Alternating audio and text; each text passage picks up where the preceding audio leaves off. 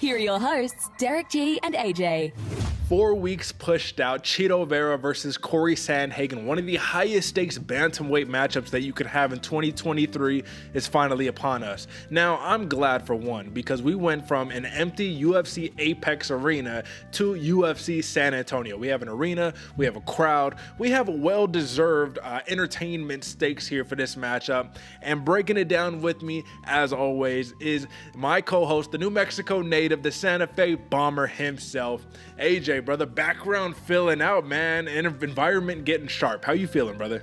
Man, Derick, I'm feeling well, brother. Finally getting acclimated to the new space, new apartments, feeling nice, man. The vibe is right over here.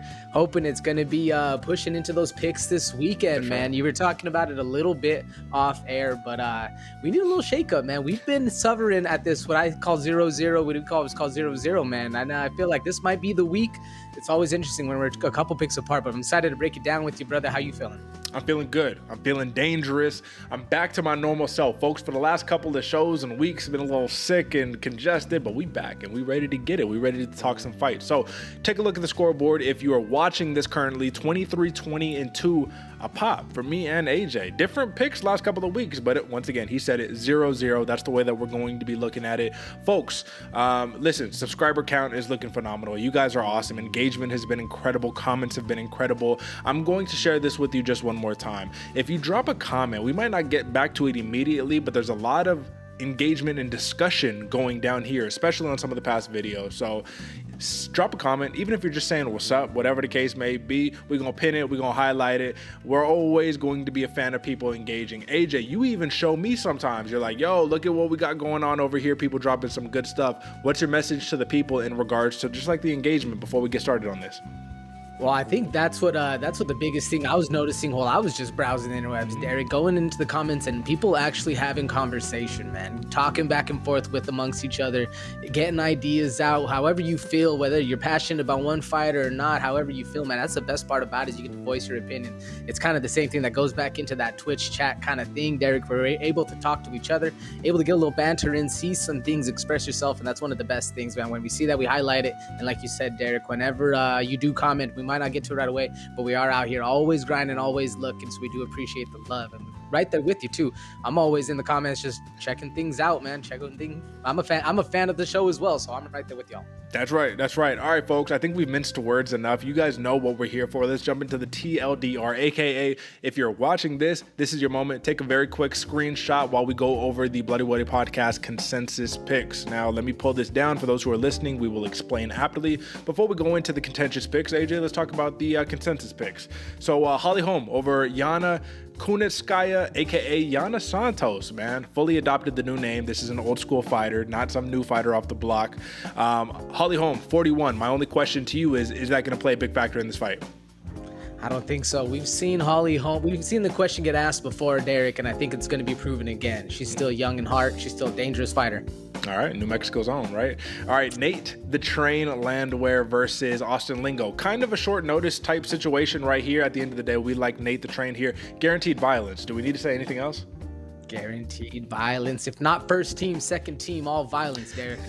Yeah, we making a push to that first team all violence, though. All right, man. Starboy, a favorite of ours, Manel Kape, finally taking that upward trajectory. Alex Perez, I'm just going to say this, does not have a win over anybody who is currently rostered on the UFC right now. Manel Kape finding his stride. Am I right? Very true. You can't really blame him because a lot of fights fell through, but you're right. This is a good fight, man. I'm excited. Absolutely. And then lastly, in terms of the Bloody Water Podcast consensus picks, Chidi bang bang, baby. Chidi Njokuani over Albert Duraev. Now, this is going to be a tough one, man. This is going to be a lot closer than a lot of people anticipate. But in my opinion, man, you can't go wrong with the striking of Chidi Njokuani. What do you think? Man, we're going to see that chin tested once again if hopefully Duraev's learned a little bit from that Buckley fight. I mean, yeah, we got a lot to talk about on that one, man. So listen, for me, I'm going to the contentious picks with our main event. I like Chito Vera. It's a gut feeling. We're rolling with it. I also like Andrea Lee. I'm taking a flyer on her against Maycee Barber. We're going to break it all down in a second. So AJ, just give your contention picks and then we'll jump straight into it. Man, quick one on Cory Sandhagen. The Sandman is back, gonna be tested. This is a hard fight, folks. And then Maycee Barber, the future, the current, right now, she's going to it. It's gonna be a fun fight. We'll see. That's right. All right, folks. So one more time, quick flash of the screen, screenshot, take your picks, run to your local sports book. With that being said, let's jump into this main card. Let's get it. Here's to another main card breakdown, courtesy of your hosts, Derick G and AJ. All right, 4 weeks removed, and in those 4 weeks, Cory Sandhagen says, I think I've become a lot better in those 4 weeks. Now, AJ, I'm going to be honest with you. I don't think you can get a lot better in 4 weeks. And you know, I'm a very massive Cory Sandhagen fan. I'm a massive fan of the man. The only problem that I'm seeing here is that this is a very close fight.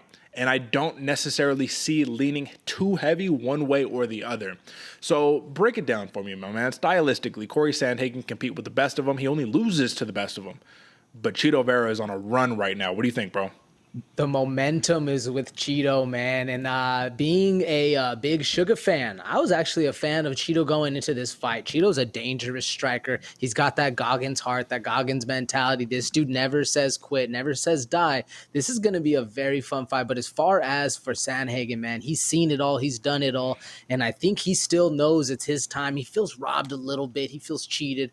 He's going to go into this fight as dangerous. And we've seen when Sandhagen gets pushed, I guess against Aljo. The only time we've seen him crumble is against Aljo. But when he gets pushed by everybody else, he's stood up to the test and been very dangerous, man. I'm excited to see how the counter striking of Cory Sandhagen goes with the onslaught that Chito's going to push, because you know he's going to be pushing that pace, Derek. What do you think it's going to be the same thing? Do you think it's going to be a counter striking battle? We're going to see some groundwork right here too.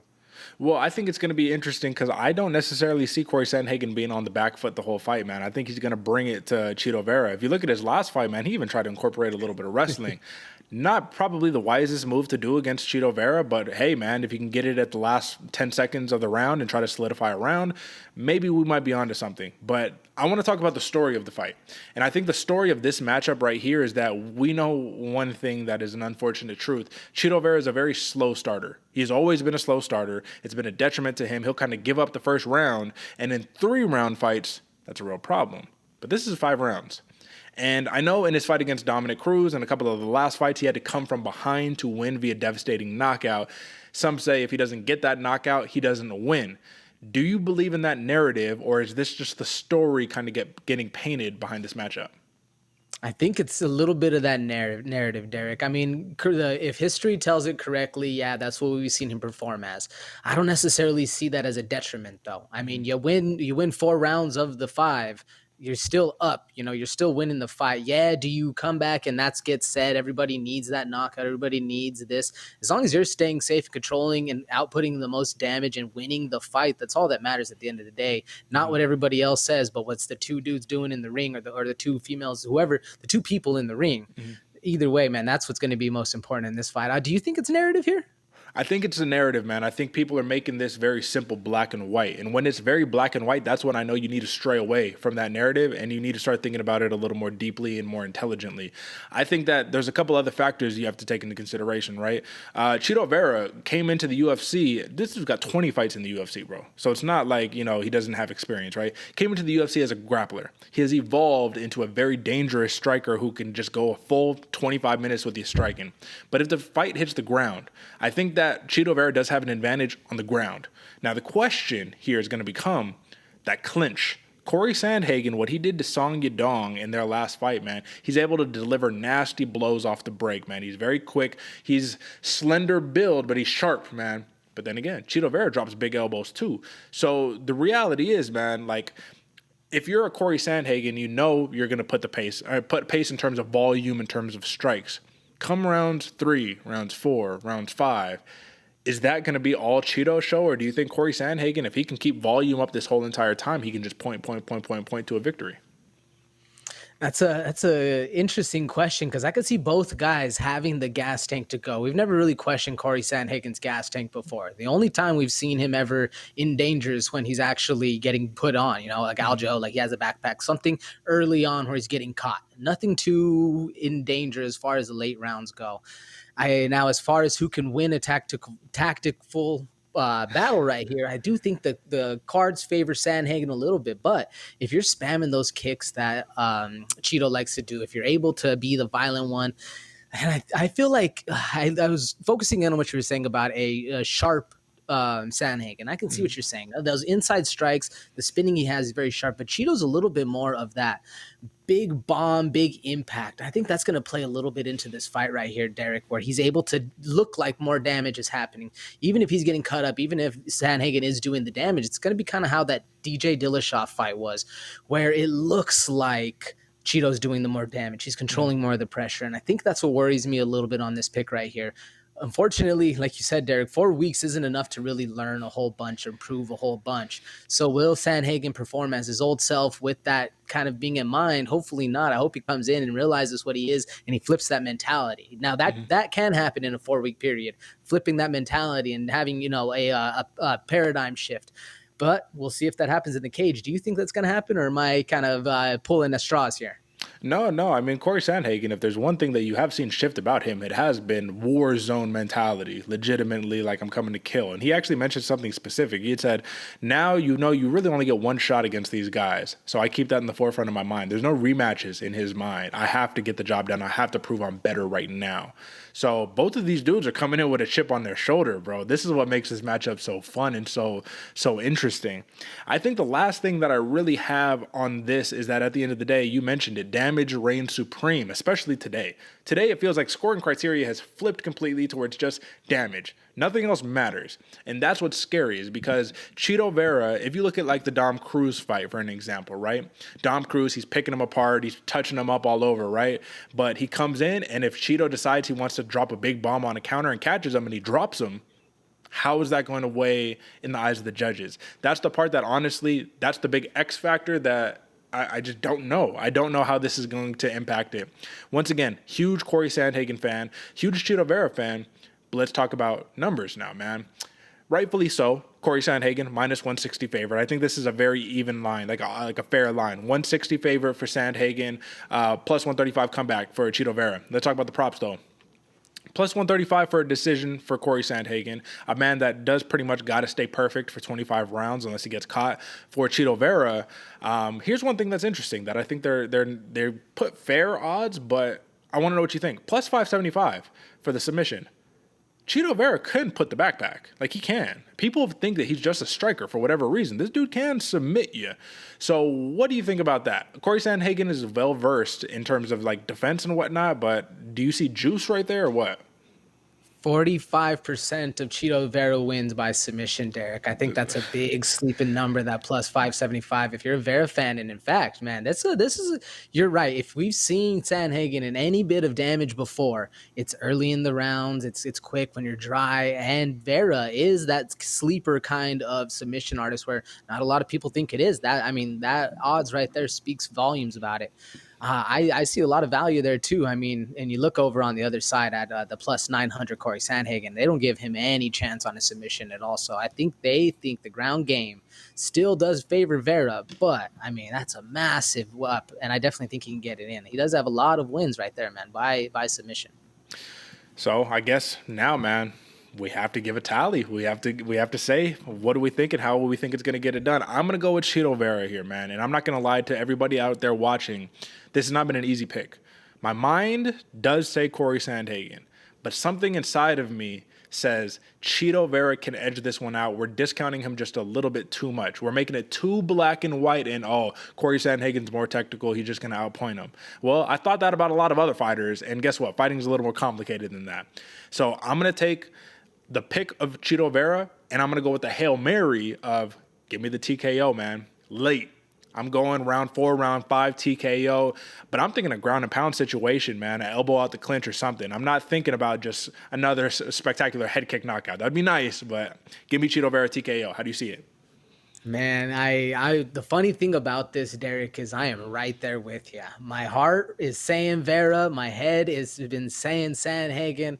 And it's a hard one to choose, man, because I can see this fight going a lot of ways. Anytime I think Sandhagen's going to be outpointing him, Vera's going to be standing there toe-to-toe. This dude, like I said, never says die. It's hard to choose against him. But I'm going Sandhagen, and I'm going decision. I'm taking the plus 135. I don't see him putting Chito to sleep. I don't see him getting the submission, so I have to go with the decision. But again, very hard fight, very close fight. This one's going to be a popcorn sit back and chill for me personally, man. This one's going to be a lot of fun.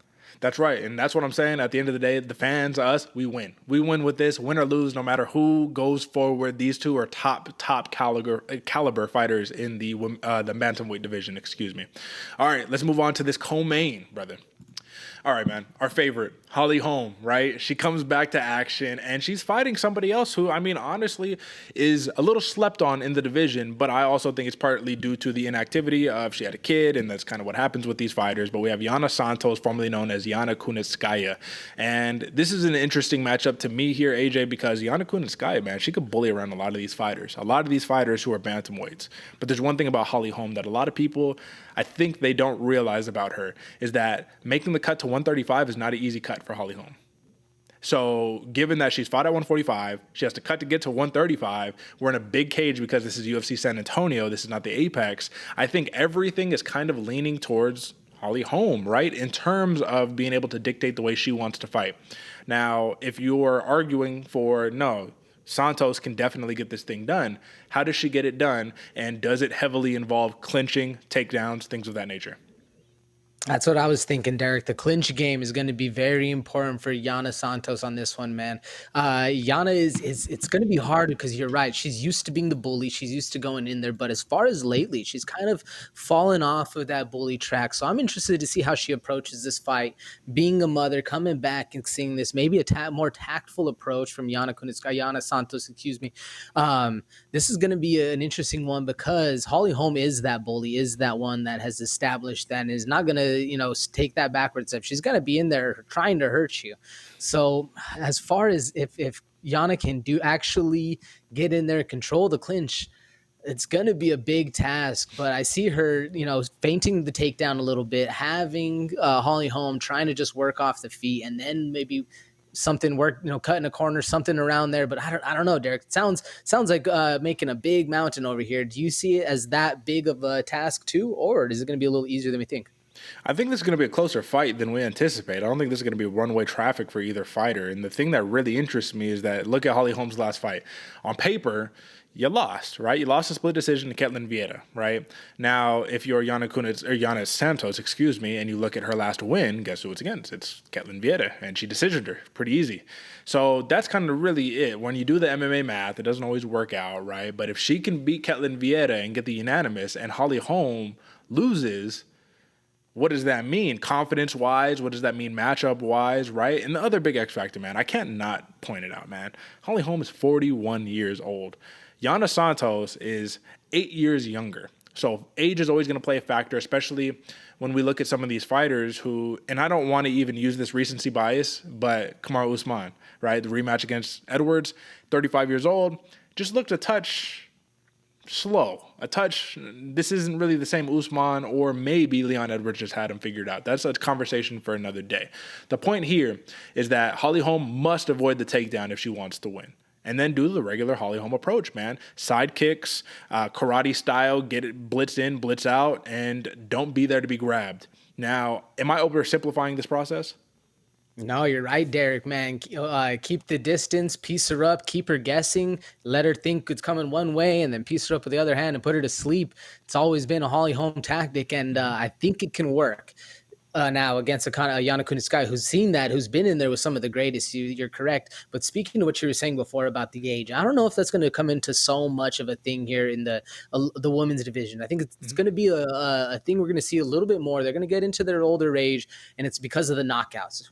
Women don't get knocked out too much, and even Holly Holm, one TKO loss on her record. I mean, well, at least her pro record. Has been a lot of others. Who knows? And even the gym, there's all that stuff. But I think she's going to be looking a little sharp there. We might see her a couple more years.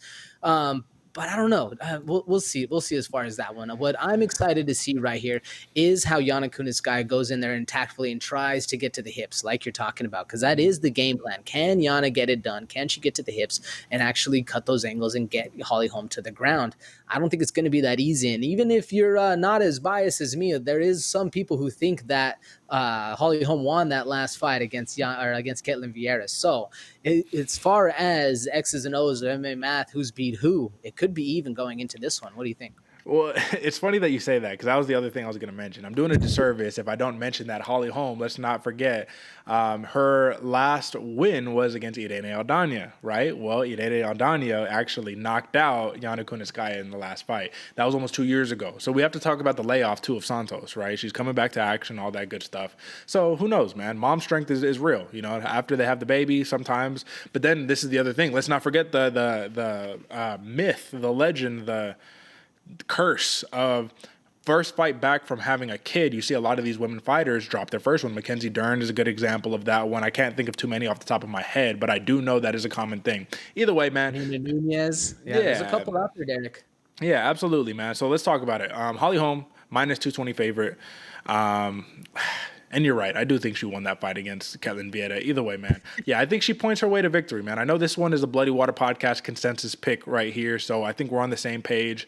Yana Santos on the feet. I think she can, you know what I mean? She has some power. She can get the job done. But Holly Holm, I mean, listen, dude, you don't come from that boxing background and just lose it overnight, man. She's going to do her thing. The one thing I will say is probably not the best idea is to try to initiate that clinch against Santos because Holly Holm does do a little bit of that clinchy up, put you against the cage. I think that could spell trouble. Otherwise, I see a decision victory for Holly Holm in the future. How do you see it?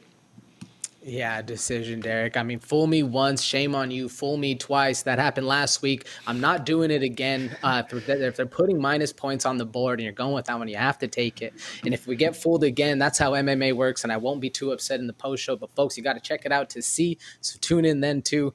I'm glad you pointed out the clinch of Holly Holm, Derek. It does worry me because sometimes she will reach in that clinch, and you know, when you're reaching, your chin's exposed. Worries me a little bit, and especially if Yana Santos can come over the top, big right hands, big elbows.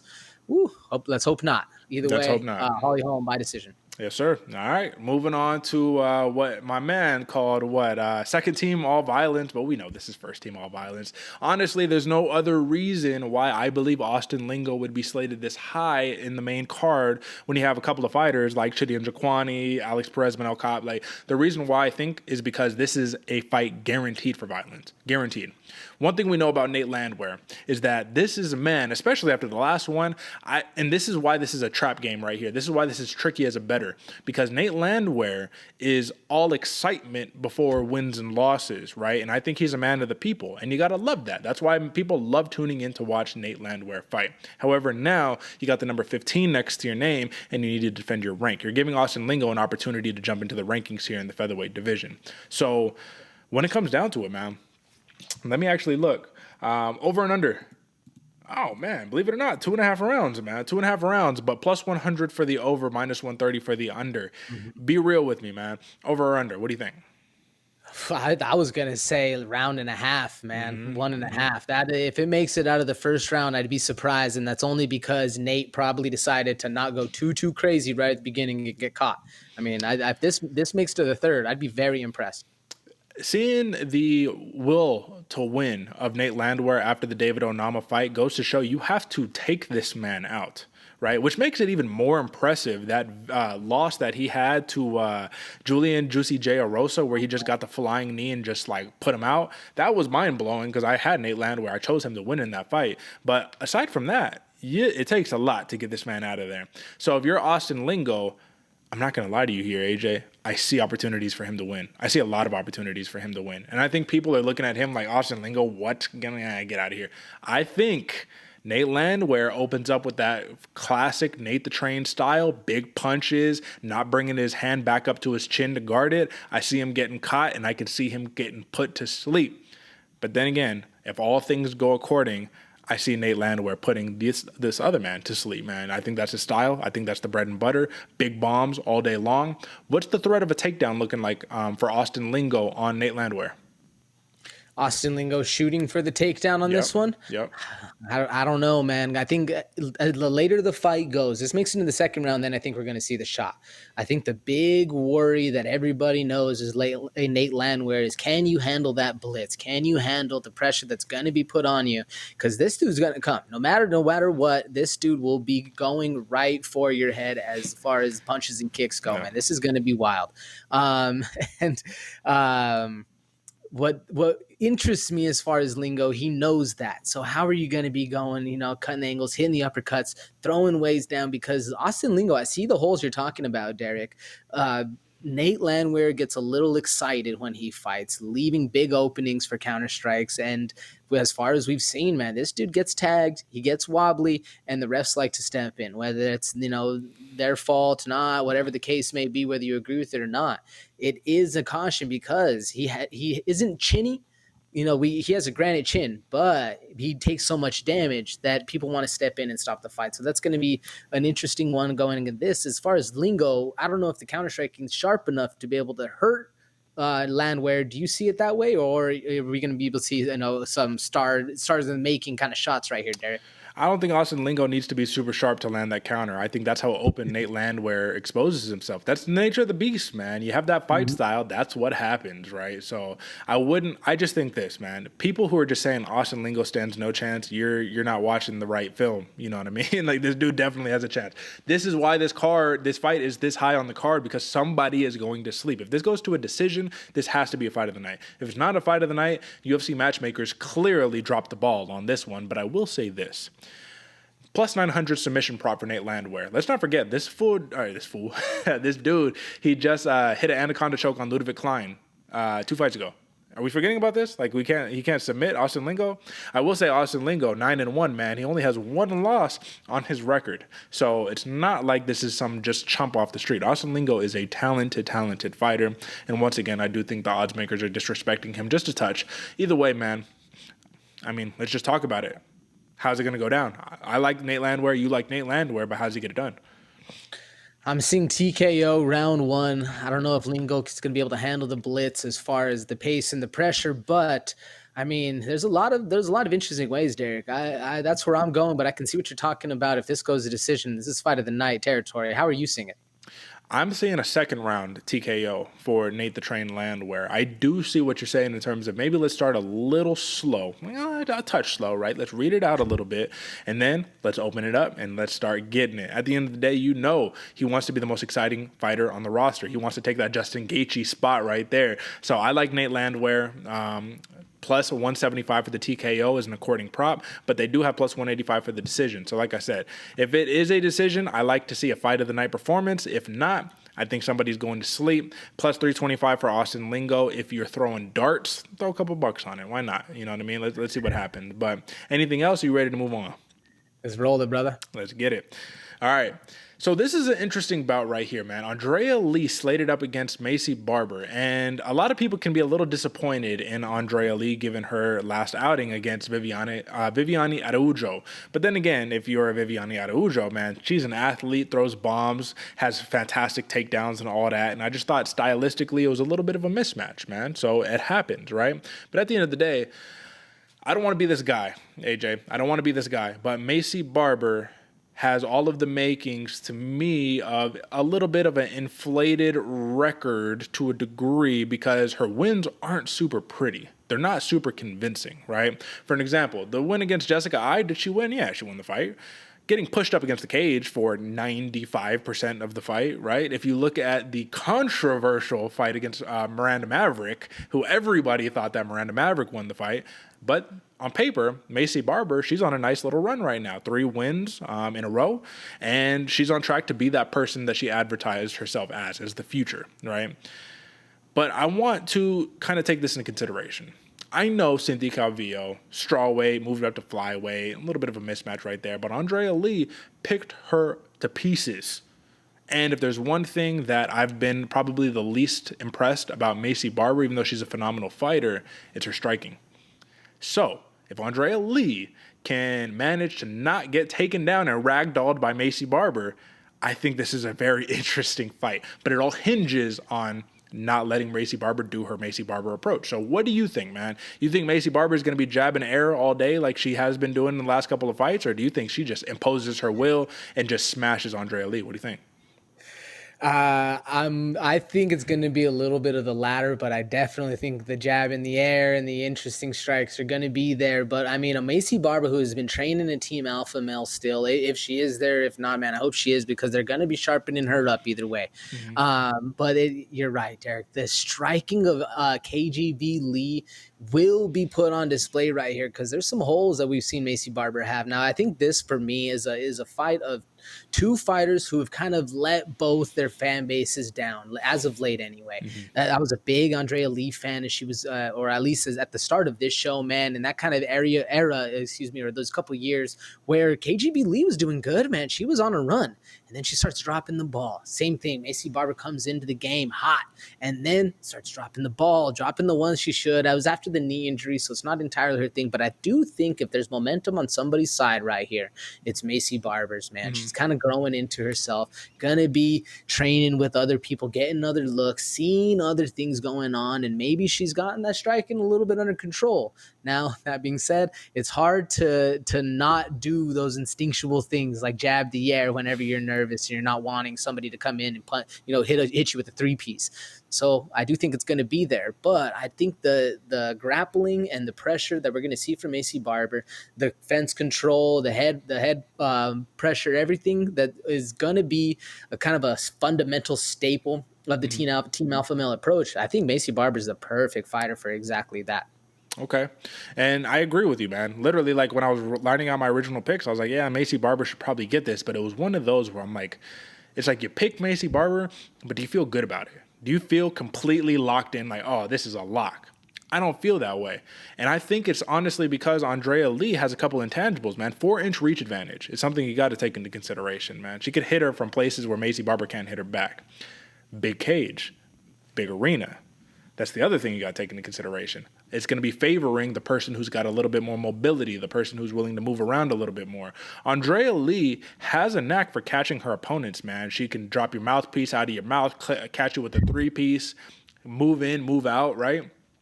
And Maycee Barber, if she gets you on the ground in that ground and pound old school Maycee Barber style, yeah, we got issues. Because Andrea Lee, bro, one thing is she has been getting manhandled a little bit recently. But she's also had a big break off, man. Her last fight was like 9 months ago, you know what I mean? So it's been a minute. If you look at the Jessica Eye fight for Maycee Barber, 7 months. So it's not too crazy on either end, man. But this is a big opportunity for both fighters. If Andrea Lee wins this fight, I do have a feeling she cracks back into the top 10.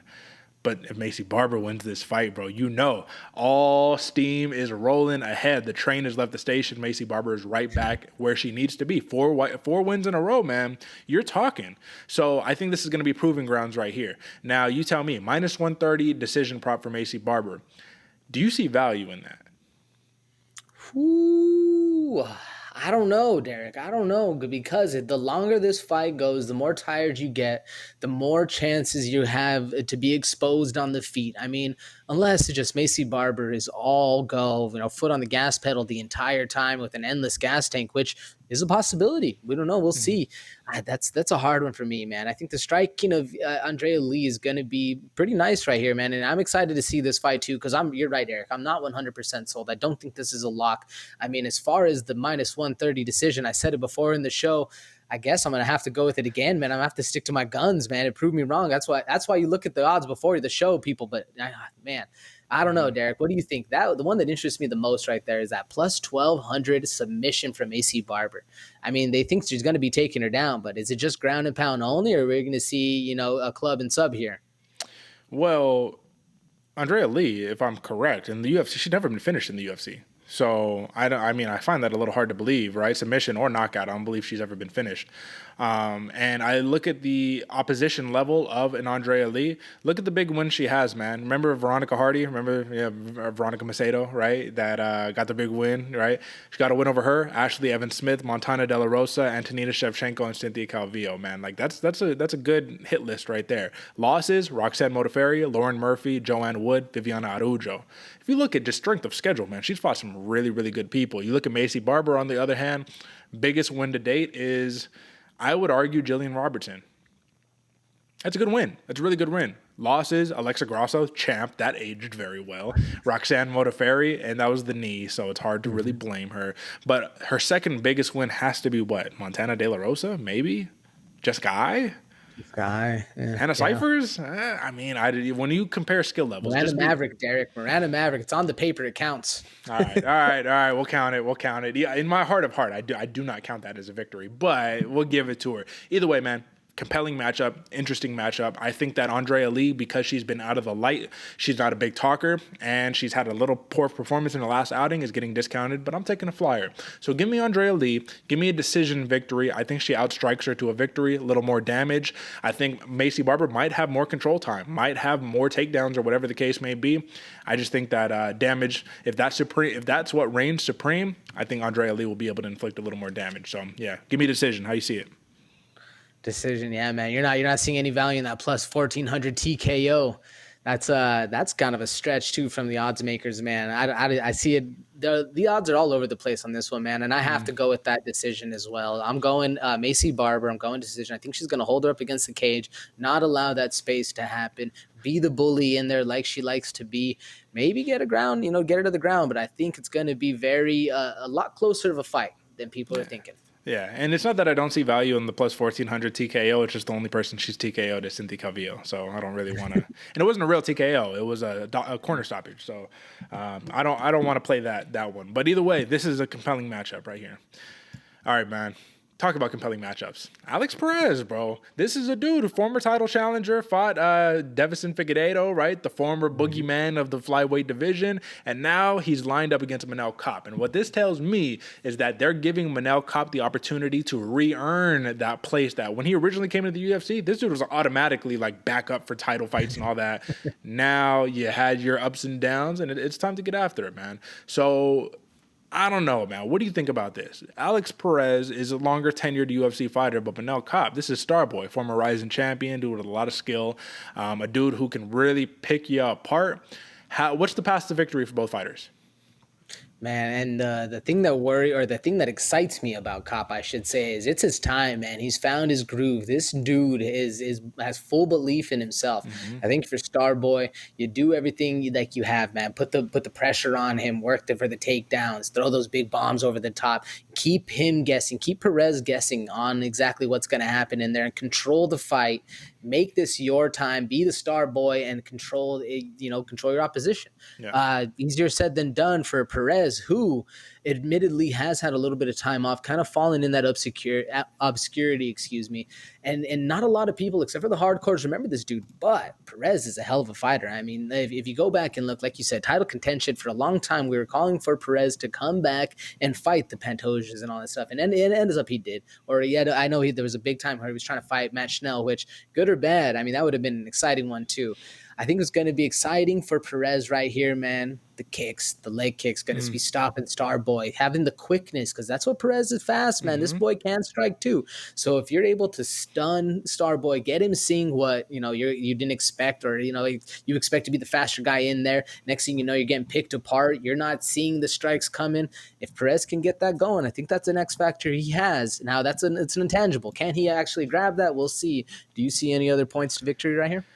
Oh, man. I mean, I imagine that he wants to give, Alex Perez wants to give Manel Kape the Mateus Nicolau approach, right? Give him that treatment, you know what I mean? Beat up the legs, get active early, and just Manel Kape, sometimes he's still prone to a little bit of that slow start, right? So just get up early, do what you can, take the fight to the ground if you can, and then try to work your submissions. But then again, Alex Perez, you might have a little of a little PTSD or something like that, man. You get choked out 2 fights in a row, guillotine and a rear naked, you might not want to be on the ground.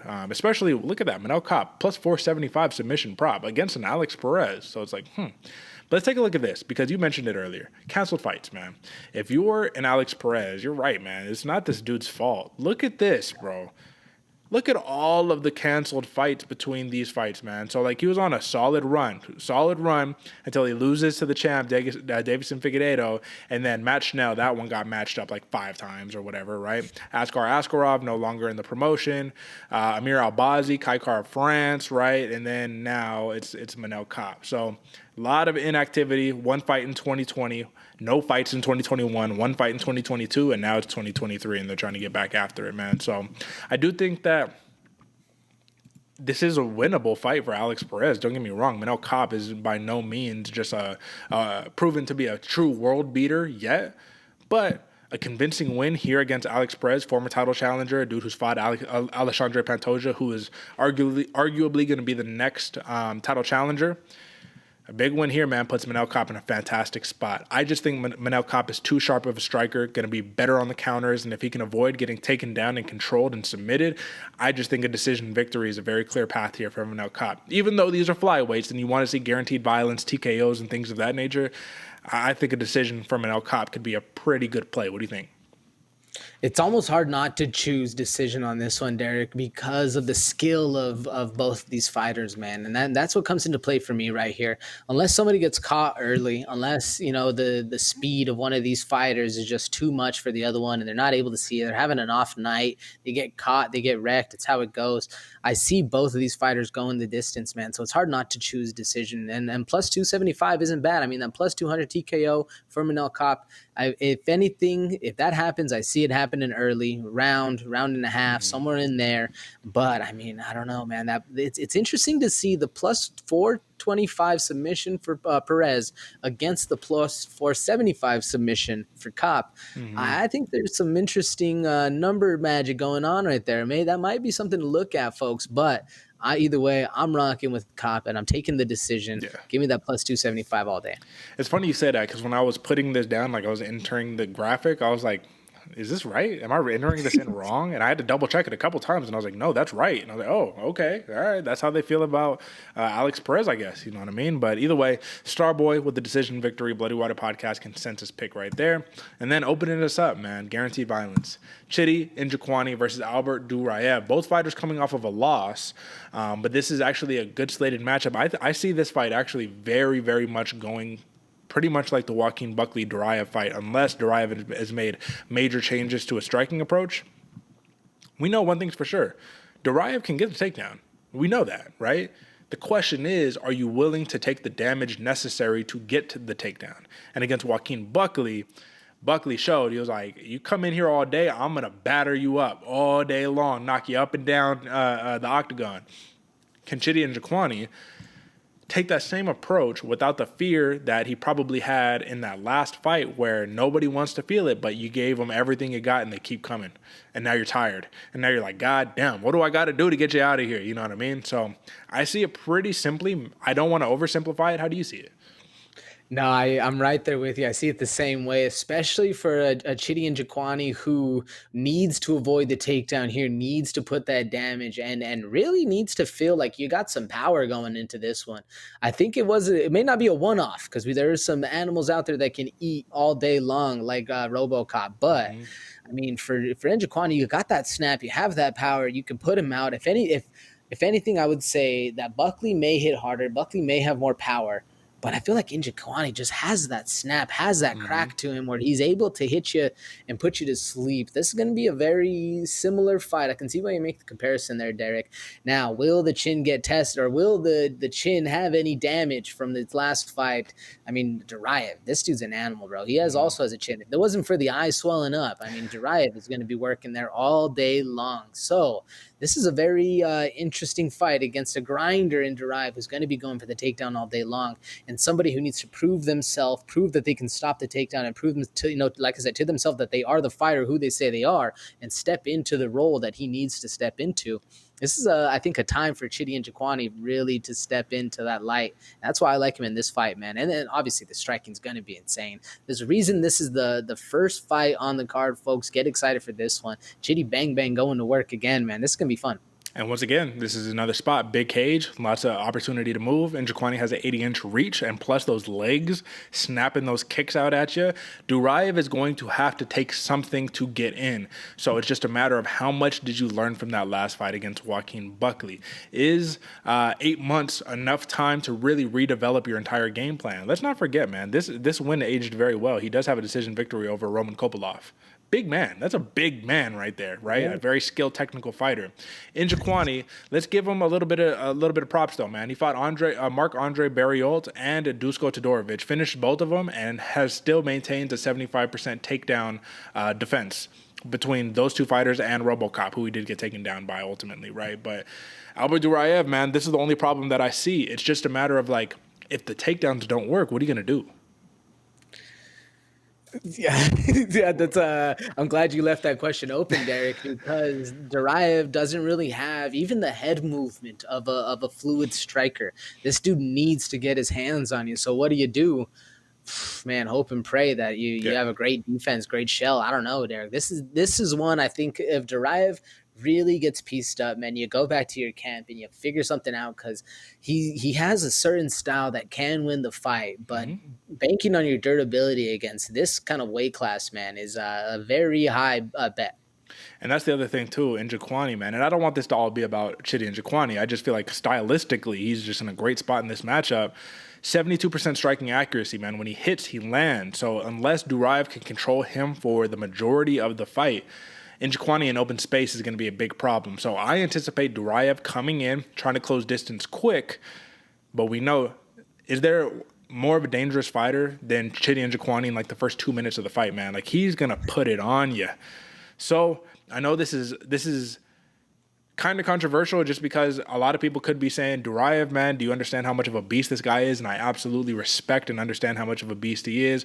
Closing the distance to me, man, I don't see a way you close that distance without getting touched. And I don't know if he can get touched and complete the takedown. Give me Chidi Njokuani. Give me a first-round TKO. How do you see it? I'm right there with you, Derek. I mean, the durability of Duraev and the pressure that this dude puts on is undeniable. This dude, if he gets his hands on you, smash city all day long, and he has a lot of power. Now, what worries me, keeps his right hand a little low. Those leg kicks of Buckley landed. Now, with the snap that Chidi has, that leg kick, give me that, man. Give me that TKO. Like you said, I'll go round 2. Spread out the love a little bit. Give Duraev a little bit of love. He does have a chin, but either way, TKO round 2. Give me Chidi all day long. That's right. All right, folks, that is your UFC San Antonio main card. So with that being said, let's not forget there's some prelim fights that we need to talk about, but we're running a little short on time, so let's hit these sleepers, brother. Let's talk about it real quick and then move on. Let's get it. It's time for some fight night. And if you ain't paying attention, you're going to sleep on me and I'm going to wake you up. All right, my man. So as promised, sleepers, folks. This is the segment of the show you come here to find the under-spotlighted fighters, I guess you could say. The ones who you just don't quite know about because they haven't made the big splash. But don't worry, that's why we watch all the fights, is so that we can let you know ahead of time. So I'm going to break mine down real quick, and I'm going to do it classic style. 60-second pitch at the bar, why you should watch this fight. I have CJ Vergara versus Daniel Da Silva. Now, if you look at the records, you look at 2-3 for Daniel Da Silva, 3-2 for CJ. So realistically, you're probably like, why are you hyping up these two dudes? Well, Daniel Da Silva is a submission artist, submission threat. This dude gets a hold of you. He's inverting. He's doing a bunch of nasty stuff. CJ Vergara, on the other hand, knockout machine. So this is going to be a matter of someone's getting submitted, someone's getting knocked out. The point is somebody's getting finished. And when you have two fighters who are respectively at 125 pounds, you know it's going to be an absolute barn burner. This could be over in 1 round. This could be a 3-round fight of the night type situation. But either way, do not sleep on either of these fighters. Yeah, Daniel Da Silva, 3 losses in a row. And if you look at the way that he has lost, actually put this out the way. You look at the way that he has lost. He got knocked out by Jeff Molina, submitted by Francisco Figueiredo, and then knocked out by Victor Altamirano. Listen, man, these are the guys back against the wall hungry. CJ Vergara submitted by Tatsuro Taira, who is a nasty fighter right there. I think this is going to be a fantastic matchup. What do you think, AJ? When I saw you put this one in the Discord, Derek, I was also very excited, man. And I was a little upset. You put it in, I think it was on a Tuesday. I was like, damn, CJ Vergara, you always got to get excited when he's fighting, man. And I got excited. Sleeper right here, folks. I'm going to do the same, man. Little bar pitch on this one, man. Vinicius Salvador versus Victor Altamirano. Now, this is one, the somewhat casual, somewhat, hardcores will remember Altamirano's name, but we got Fenomeno versus El Perfecto. And why I like this fight, folks, is because it's 125. It's going to be fast. It's going to be a washing machine. It's going to be everything you want to see in a fight. Now, I know sometimes I'm at the bar, I'm at, some event, I'm watching, fights with friends, and they want to say, oh, this is a boring fight. Oh, this is, I don't like this. It's X, Y, and Z. All I want to see is a sleep, or all I want to see is just haymakers left and right. Now, we're not going to see haymakers left and right, but we're going to see a tactful approach to a fight. And this is the kind of fight you want to get excited for, folks. 125 pounds, going to be very fast, so pay attention to what's going on. And you can see right here what Derek's pointing out, the fan base is mixed. It's right in the middle. Both of these fighters have a very good chance to win. This is a coin toss. I'm actually leaning towards Salvador, but we'll see because Alto Morano is a hammer. Give me Salvador by TKO, but either way, man, this is going to be a fun one. Buckle up, get excited. What do you think, Derek?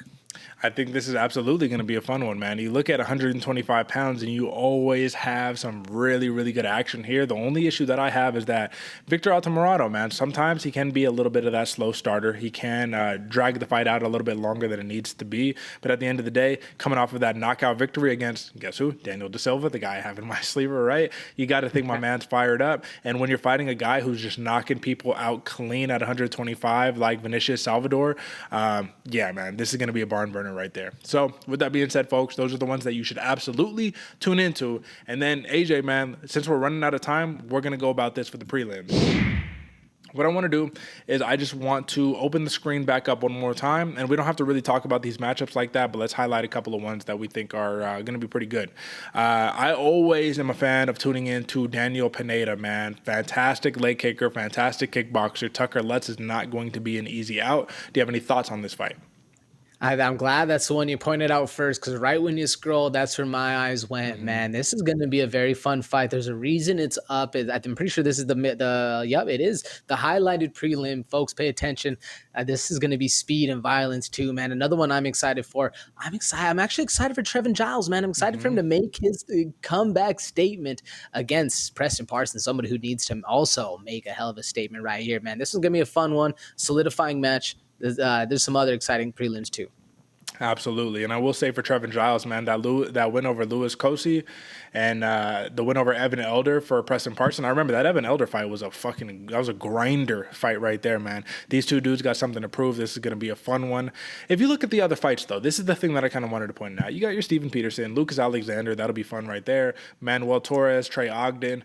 You could tell there's not quite as much steam on the prelims for this card as there have been in some of the other ones. So I think that they left all the heavy lift into the main card, and that's what we should enjoy. So just know there's some good names on here. Look at a couple of these canceled bouts, though, man. Brogan Walker, who I did not know actually did get signed to the UFC after that loss to Juliana Miller. I think that she will have a good career. Her bout got canceled. The Haley Cohen bout got canceled again. So that sucks for her. Raquel Pennington, Irene Aldana, that was a fizzled out by it. And then this is the big one. Sean Brady and Michel Paeta. Brady, groin injury. So sucks to suck. We lose as fans on that one. But you already know what time it is, folks. That is your UFC San Antonio card.